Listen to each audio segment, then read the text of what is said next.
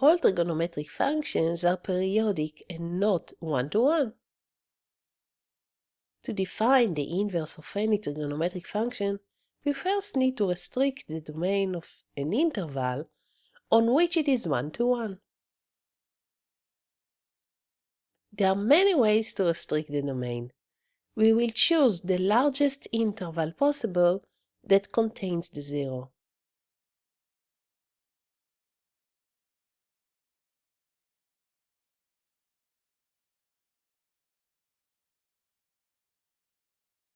All the trigonometric functions are just assigning a number x to a given angle theta.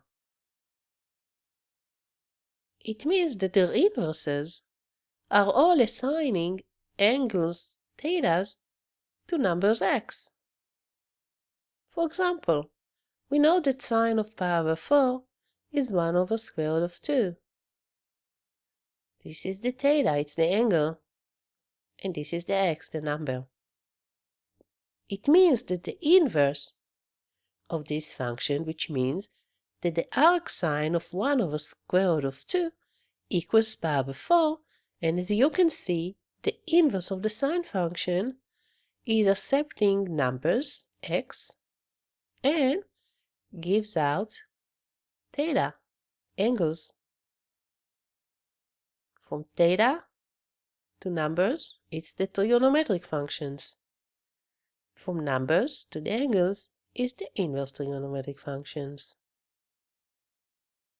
If theta is greater or equal to negative pi over 2 and less or equals to pi over 2, the inverse sine function, also called the arcsine, I'm going to call it arcsine most of the time, asks, the sine of what angle theta equals x?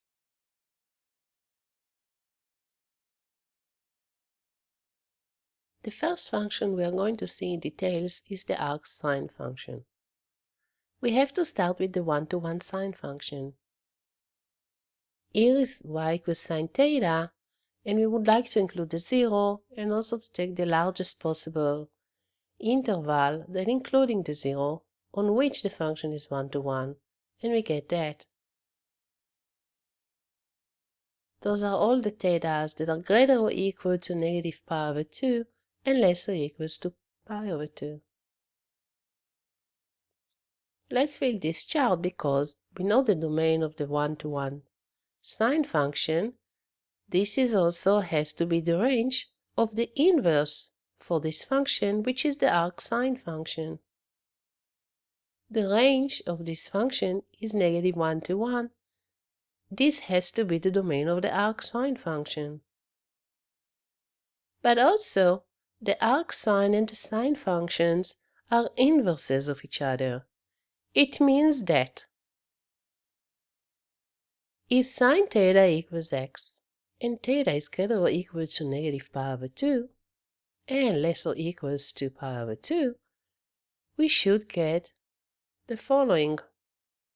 First of all, sine negative 1x, which is the arcsine of sine theta, should be theta. And if the arcsine of x equals theta, and x is greater or equals to negative 1 and less or equals to 1, we should get, because those two are inverses of each other, that sine of theta, which is sine of arcsine of x, is x. As you can see, I have here the two compositions of the function which is inverse. The first one is the arcsine with the sine, and the second one is the sine with the arcsine. But in this case, it's more complicated because of the restrictions on the domains of theta and x. So the first one is true only if theta is on the interval at which the sine function is 1 to 1. And the second one is only true when x is between negative 1 and 1, including negative 1 and 1.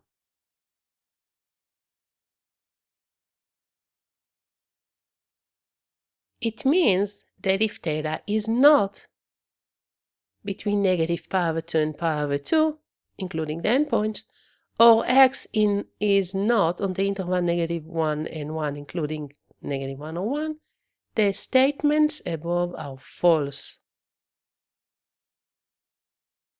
This actually makes all the complications of inverse trigonometric functions. We are going to do the same with our cosine function. First, we would like to find the one-to-one cosine function.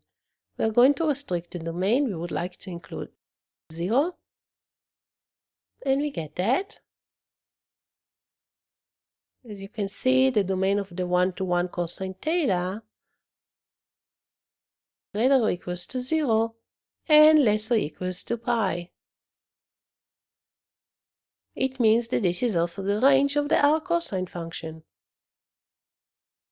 The range of the cosine function and also the one-to-one cosine function is between -1 and 1, including -1 and 1, and this has to be the domain of the arc cosine function.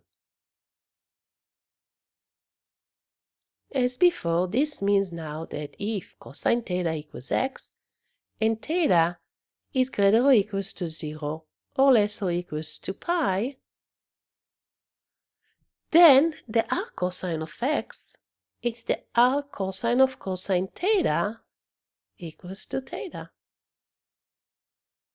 And also, if arc cosine of x equals theta, and x is greater or equals to -1 or less or equals to 1, we will get that cosine theta is also cosine of arc cosine of x and should be equal x.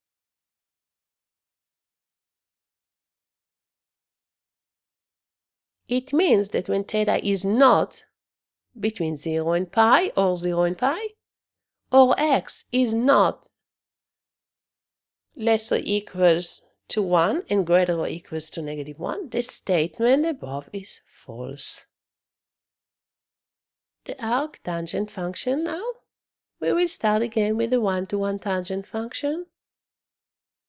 We will restrict the domain to include 0, and we get -pi/2 and pi/2 here.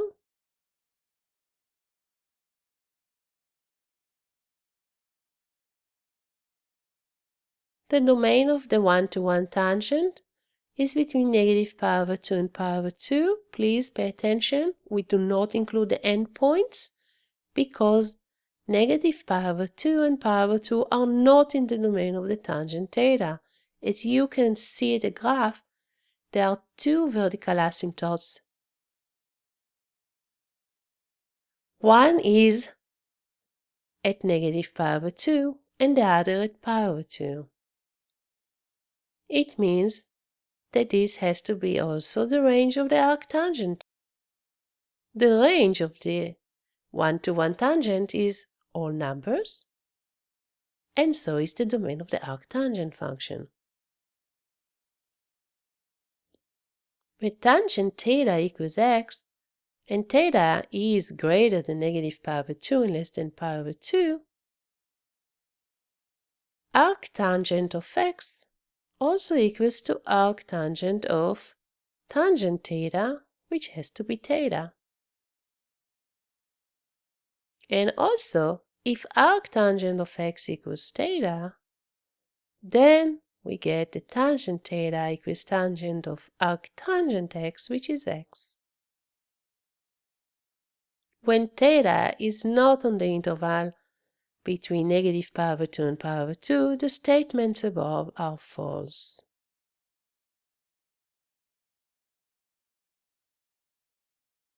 Example: find tangent of the arc cosine of 2/5.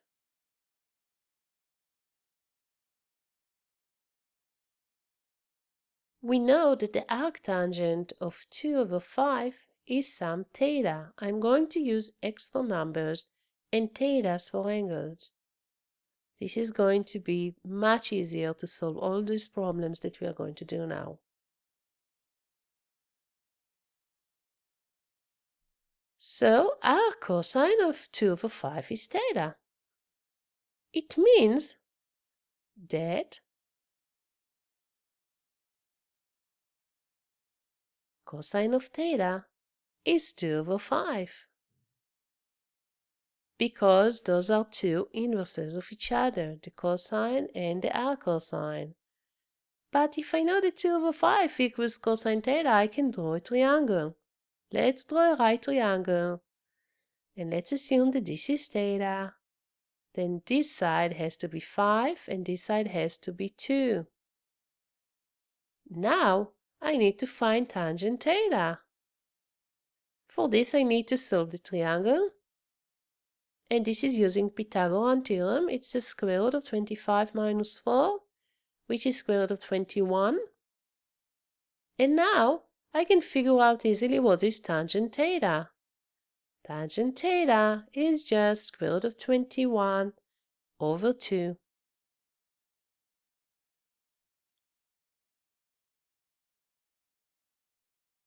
Here is a small twist on the previous example. Now we would like to find the tangent of arccosine of negative 2/5. We will start as before, but now I have a little problem. We know that the range of the arccosine function is on the interval 0 pi. And I also know that because here theta is negative 2/5, which is less than 0, it has to be when theta is between pi over 2 and pi, which means in the second quadrant. We cannot draw a triangle with a side of negative length, so we use a triangle with positive lengths of 2 and 5, and we will check the sign of the tangent function later because we know that theta is between pi over 2 and pi, which means in the second quadrant. So I'm going to ignore the negative sign here and have that one. 2/5 equals cosine theta, exactly as before, and we get exactly the same triangle as before. This is 5, this is 2, and this was square root of 21. So I know that in absolute value, the tangent of theta has to be, as before, square root of 21 over 2. But I also know that in the second quadrant, the tangent theta is negative.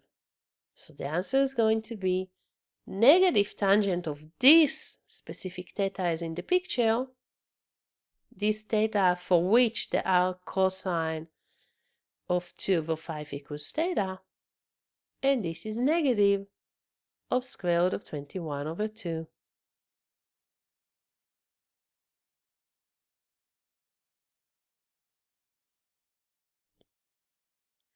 Let's find sine of arctangent of x. We know that the arctangent of x is theta, it's an angle. We call it theta. It means that this problem is exactly as to find sine of theta. Now let's work out this triangle now. Arctangent of x equals theta. It means that tangent of theta is x. Let's write x over 1 because we like to have a ratio for the triangle. Here's theta. This is x and this is 1. Now we have to find sine of theta. We'll use Pythagorean theorem as usual. And we get that this is the square root of 1 plus x to the power of 2.